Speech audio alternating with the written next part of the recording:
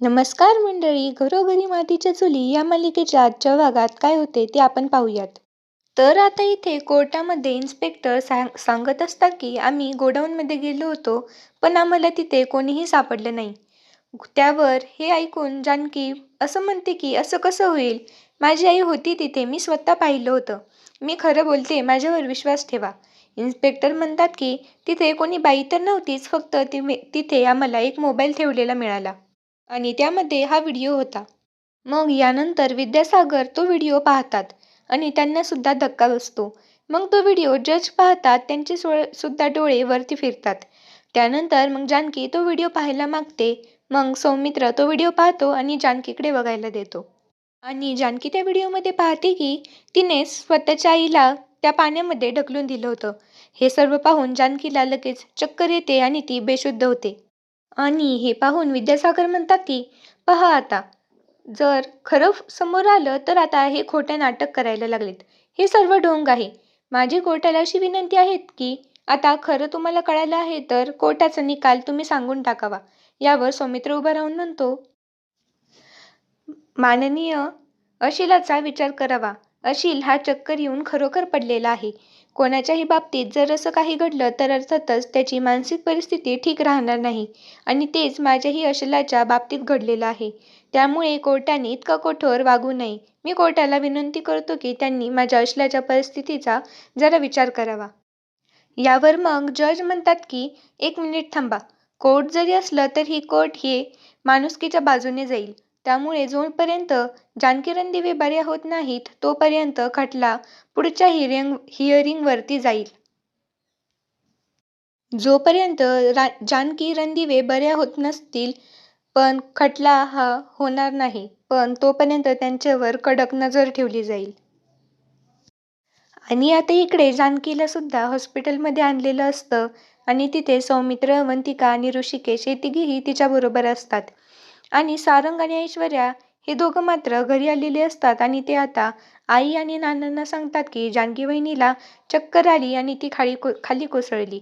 हे ऐकून नानांना टेन्शन येतं. नाना म्हणतात, काय जानकीला चक्कर आली? चक्कर येऊन पडली ती? बापरे, कशी असेल ती बिचारी पोर. देवा रे, काय हे सगळं वाढून ठेवलंय नशिबात.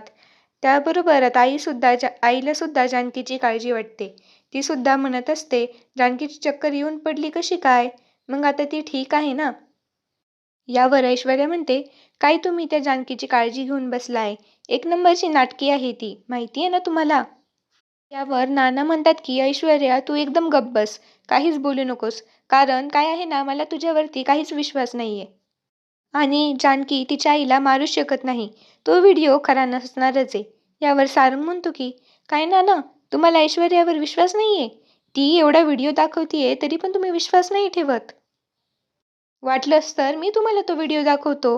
यावर नाना म्हणतात की हे बघ, मला ना कोणताही व्हिडिओ पाहायचा नाहीये. यावर ऐश्वर्या म्हणते की ठीक आहे, तुम्ही नका पाहू. मग मी हा व्हिडिओ आईंनाच दाखवते. मग ती आईंना व्हिडिओ दाखवायला सुरुवात करते. मग आई म्हणते की हे बघ ऐश्वर्या, माझा तुझ्यावर विश्वास नाहीये असं नाहीये. पण असंही नाही की माझा जानकीवर सुद्धा विश्वास नाहीये. आणि जानकी ही लताबाईच काय, कोणत्याही दुसऱ्या माणसासोबत सुद्धा असं कठोर वागू शकत नाही. त्यामुळे तू असं काहीही बोलू नकोस. मग ऐश्वर्या म्हणते की मला वाटत होतं की आजपर्यंत सौमित्र भाऊजींनीच त्या जानकीचं वकिलीपत्र घेतलं आहे. पण तसं नाही. घरातल्या सर्वांनीच जानकीचं वकीलपत्र घेतलेलं आहे. त्यानंतर तिथे ओवी येते आणि सुमित्राला विचारत असते, सुमित्रा आजी, माझी आई कुठे आहे ग? आजी बोल ना, माझी आई कुठे आहे? त्याबरोबर सुमित्रा ही गप्प असते. मग ओवी नानांकडे फिरते आणि नानांना विचारते, नाना आजोबा, आजी काहीच बोलत नाहीये, तुम्ही तरी सांगा ना मग, माझी आई कुठे आहे?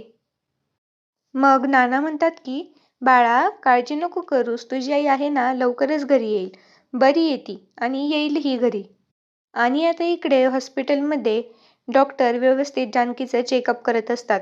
जानकीची ही अवस्था थोडी नाजूक असते, पण ते व्यवस्थित चेकअप करून घेतात.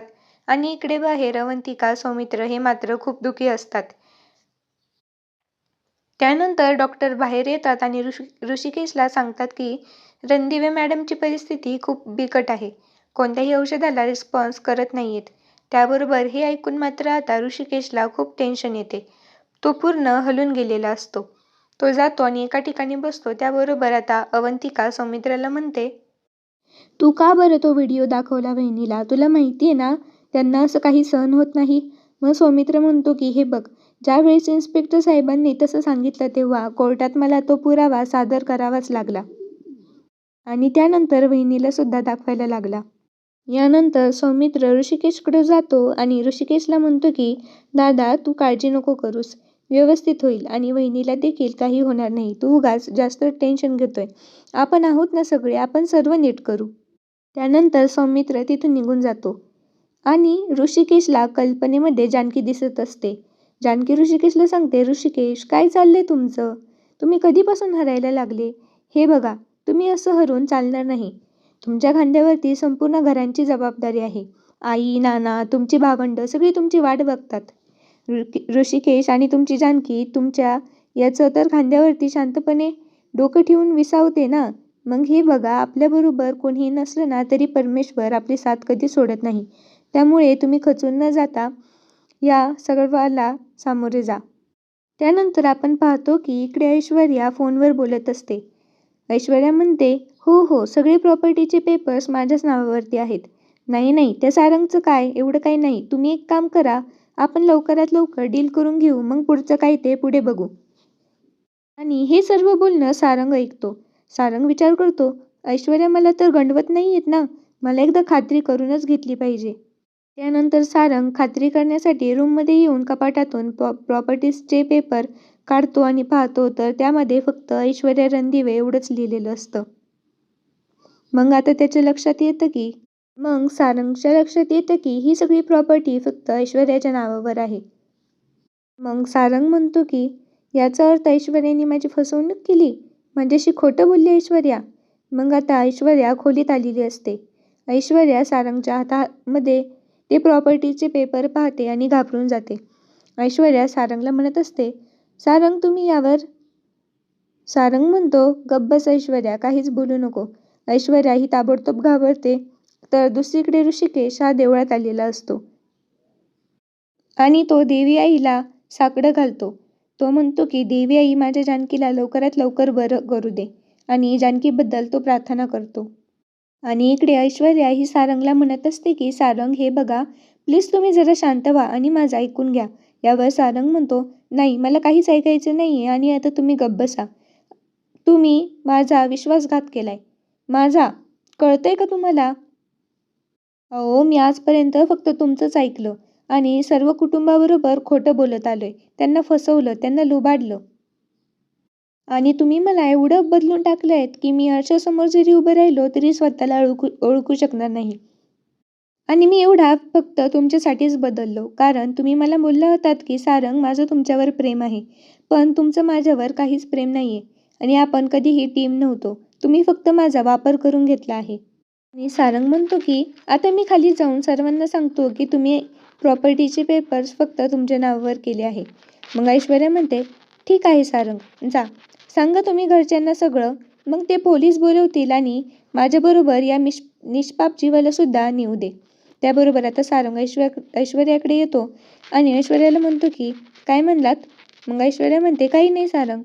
मग सारंग म्हणतो, निष्पाप जीव वगैरे काहीतरी म्हणलात ना? मग ऐश्वर्या म्हणते, सारंग, जेव्हा बाई गरोदर असते तेव्हा ती 2 जीवांची असते. तेव्हा तिला दुसरं काय म्हणणार हेच म्हणणार ना. तुम्ही जाऊन सांगा सगळं पोलिसांना. मग सारंग म्हणतो, म्हणजे काय, मी बाबा आणि तुम्ही आई होणार का? मग ऐश्वर्या म्हणते, हो सारंग, मी प्रेग्नेंट आहे. अहो सारंग, मी तुम्हाला हे सर्व सांगणारच होते, पण कोर्ट कचेरी सगळं चालू झालं ना, त्यामुळे सांगायचं राहूनच गेली. मग सारंग म्हणतो की तुम्ही खोटं तर नाही बोलत ना?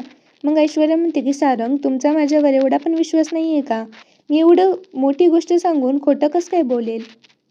आणि ती म्हणते की अहो, मी तुमच्यापासून प्रॉपर्टीचं सुद्धा लपवणार नव्हते, पण ती जानकी कशी आहे माहिती आहे ना तुम्हाला? मला वाटलं ती गोड गोड बोलून तुमच्याकडून प्रॉपर्टीवरच्या कागदांवरती सह्या करून घेईल आणि मग आपल्या बाळाला काय राहील, यामुळे मी भविष्याचा विचार करून हे सर्व केलं. मी खरंच बोलते, माझ्यावर विश्वास ठेवा आणि मला माफ करा. मग सारंग म्हणतो, अहो हो ऐश्वर्या, आता दुसरं कोणी तुम्हाला कसं काय माफ करेल? मीच करणार आहे ना, आणि मी माफ करतो तुम्हाला आणि मीच तुमच्यासोबत कायम आहे. आणि आज तर तुम्ही मला जगातील सर्वात मोठी आनंदाची बातमी दिली आहे. मी एवढा खुश झालोय ना आता सांगू नाही शकत. तेवढ्यात तिथे सुमित्रा येते आणि सारंग आणि ऐश्वर्याचे बोलणे ऐकते. मग ती सारंगला म्हणते, काय सारंग, तू बाबा होणार? आणि इकडे मंदिरात ऋषिकेश हा घंटानाद करत असतो. घंटानाद करता करता आता त्याच्या हातून रक्त आलेलं असतं. तरीही ऋषिकेश काही थांबत नाही. आजूबाजूची लोक सुद्धा हे बघून आश्चर्यचकित होतात. आणि दुसरीकडे जानकी ही शुद्धीवर आलेली असते. सिस्टर मग लगेच सौमित्र आणि अवंतिकाला ही गोष्ट सांगते.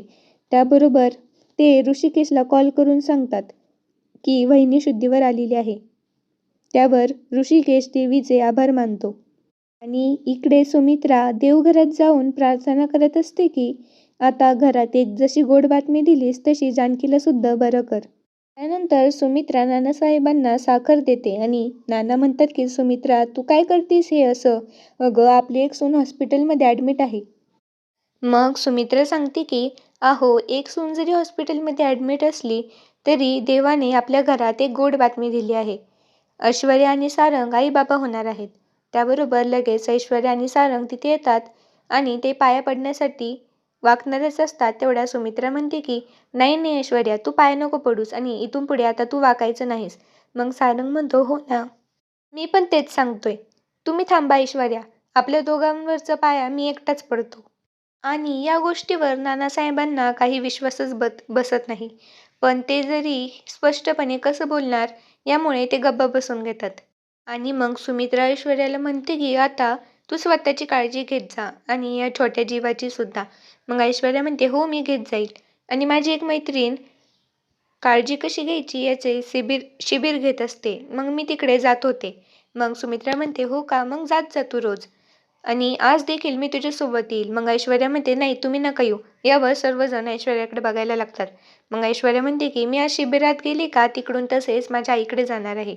त्यामुळे मग सुमित्रा तिला परमिशन देते. आणि इकडे जानकी शुद्धीवर आलेली असते. जानकीच्या तोंडाला ऑक्सिजनचा मास्क लावलेला असतो. जानकी तो काढते आणि म्हणते, ऐश्वर्याने हे सर्व मुद्दामून केले. तिने माझ्या आईला त्रास देण्याचा प्रयत्न केलाय. यामुळे मी ऐश्वर्याला सोडणार नाही. आणि ती उठून बसायचा प्रयत्न करते. तेवढ्यात तिथे अवंतिका येते आणि जानकीला म्हणते की वहिनी तुम्ही प्लीज उठू नका. याबरोबर ऋषिकेश आणि सौमित्र देखील तिथे येतात आणि सौमित्र म्हणतो, वहिनी तू काहीच टेन्शन नको घेऊस. आपण ऐश्वर्याला असं सुखी नाही सोडायचं. तिला चांगलीच अद्दल घडवायची. पण तू आधी बरी हो.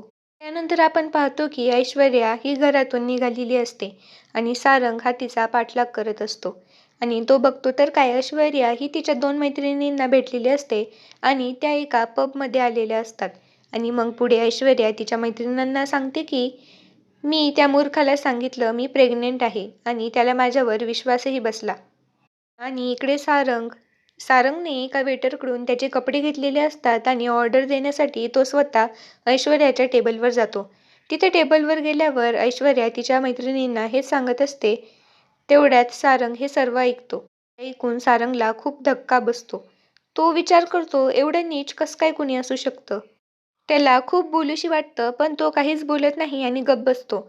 आणि तो तिकडून निघून ऋषिकेश आणि जानकीकडे येतो आणि स्वतःला मारत असतो. तो म्हणत असतो, दादा वहिनी अरे मला मारा. खरंच मार खायच्या लायक आहे. मला थोबाड जोडा माझं, या तुम्ही मारा मला. त्यावर जानकी त्याला थांबवते आणि म्हणते, काय चाललंय सारंग तुमचं? नीट सांगा मला. सारंग सांगतो की मी त्या ऐश्वर्याच्या नादी लागून तुमच्या सर्वांसोबत खोटं बोललोय. घरच्यांना फसवलंय. ऐश्वर्याने आपली सगळी प्रॉपर्टी स्वतःच्या नावावर करून घेतलीये. तिने मलाही फसवलंय, सगळ्यांना फसवलंय वहिनी. त्यावर जानकीही काही बोलत नसते. आता लगेचच इकडे सारंग म्हणत असतो की वहिनी मला माफ कर. मी सुद्धा फसवलंय तुम्हाला सगळ्यांना आणि सर्वांना तोडून टाकलं. मग जानकी म्हणते की आता जे तुटलंय ते जोडायचंय. हो सारंग भाऊजी, आता जे तुटलंय ना ते जोडायचं. ऐश्वर्याला आपण सर्वांनी एकत्र येऊन आता आपण बरोबर तिला इंगा दाखवूया. यानंतर जानकी, ऋषिकेश, सारंग हे तिघेही ठरवतात की आता ऐश्वर्याबरोबर युतीने वागायचं, तिला चांगली अद्दल घडवायची. त्याबरोबर हा भाग इथे संपतो. उद्याचा भाग पाहण्यासाठी माझ्या चॅनलला नक्की सबस्क्राईब करा, लाईक करा, शेअर करा. धन्यवाद.